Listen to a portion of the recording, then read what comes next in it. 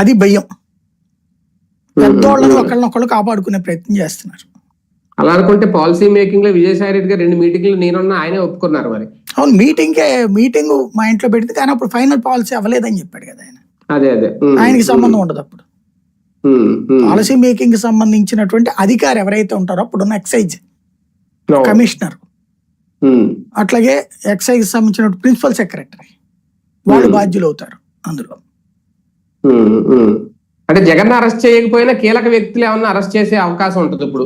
ఇంకే కీలక వ్యక్తి ఉన్నాడు వీళ్ళు.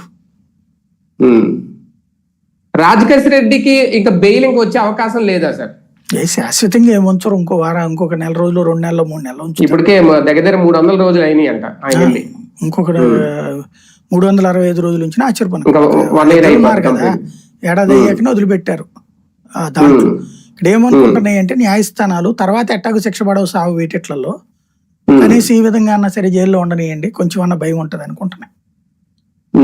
ఆ టైప్ లో నడుస్తుంది. అంటే ప్రభుత్వమే మద్యం షాపులు నిర్వహించి అవినీతి జరిగింది అనేది అయితే ప్రూవ్ అవబోతుందా? అది రేపు పొద్దున కింద కోర్టులో తేలుతుంది, కానీ సుప్రీంకోర్టు తేల్చదు. అది